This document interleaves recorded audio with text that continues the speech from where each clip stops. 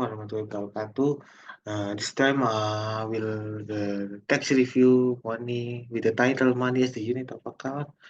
So before I start, let me introduce myself. My name is Muhammad Adnan and my NPM is 0923014021 and I'm from PPE study program for the third semester. I will start the table of content. So there is the table of content I put with every paragraph. It is 10 paragraph, so I will put the 10 main points for this part.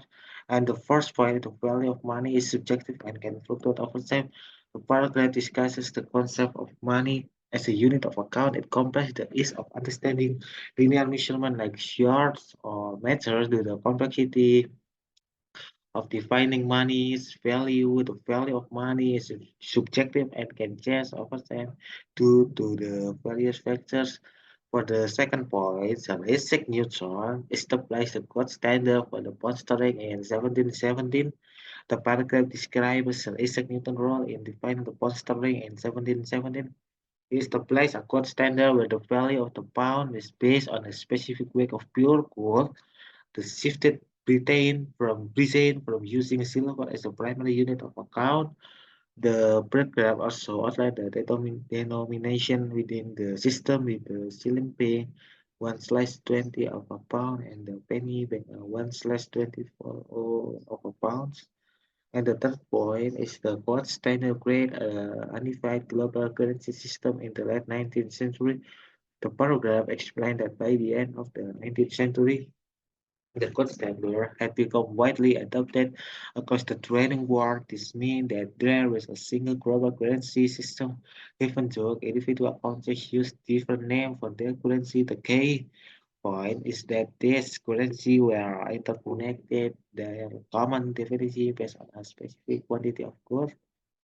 Or, uh, so the fourth point is a change in the price of a single commodity do not necessarily lead to general inflation or deflation.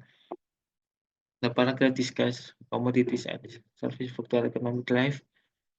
It's used the example of a potato crop planted by frost or flood to illustrate how a price increase in one good can have complex and unpredictable consequences. It argues that a sudden price shock in one commodity, such as oil, does not necessarily lead to general inflation. If the money system is sound instead, it can cause change in relative prices with some goods and services increasing in price while others decrease. And the fifth point is the gold standard linked the price of commodities and services to the price of gold. A paragraph explains the relationship between the gold standard and the price of commodities and services under the gold standard. The price of gold was fixed and the prices of other goods will fluctuate in relation to it. If the silver could decrease, it could lead to deflation. A general decrease in price, conversely, an increase in gold simply could lead to inflation.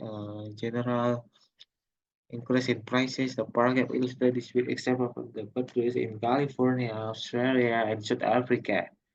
So for the next one point, for the sixth point, is the end of the gold standard initiated by the U.S. government decision to open down the gold exchange in 1971. The program discusses the end of the gold standard, which began with the Bretton Woods Agreement in 1946. This agreement established a fixed exchange rate system where world currencies were pegged to the US dollar and the US dollar was pegged to gold. However, in 1971, the US government stopped exchanging dollars for gold, making the end of the gold standard.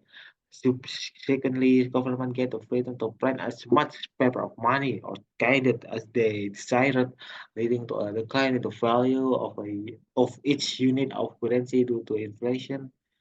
And for the next point is unpredictable value due to their dependence on government policies. The paragraph discusses the challenges associated with fiat currencies, which are currencies not backed by a physical commodity like gold. It highlights that the value of fiat currencies is not fixed and depends on government policies. This makes it difficult to predict future values as they are subject to political factors. The text also mentions the Australian Institute for Public Policy's approach to addressing this uncertainty in their economic calculation. They use CPI deflators to convert incomes and expenditures to dollars of a specific year and rely on inflation rate cases based on past experience. And the next point is the gold standard collaborates and stability facilitated international trade and investment.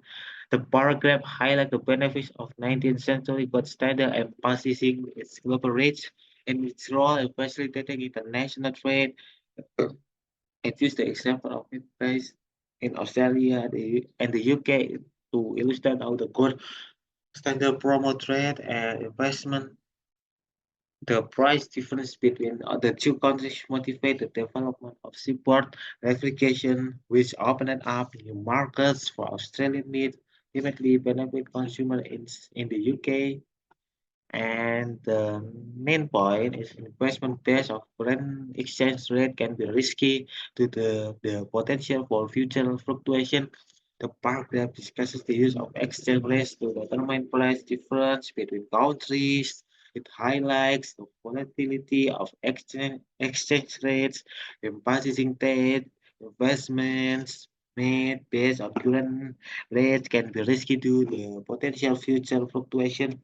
The paragraph suggests that exchange rate movements can significantly impact the success or failure of investment. And the last point, a single stable world currency can offer significant advantage in terms of providing clear signal for global investment decision. The paragraph discusses the potential benefit of a single stable world currency. It argues that such a currency will provide valuable information, guiding people on where to invest their resources globally with greater accuracy and predictability compared to a system with multiple currencies and fluctuating exchange rate. So I will say thank you for your time, thank you for your attention, and I hope this informative have a benefit for you. And I will sorry when I will make a mistake. So thank you for your time. Assalamualaikum warahmatullahi wabarakatuh. Goodbye.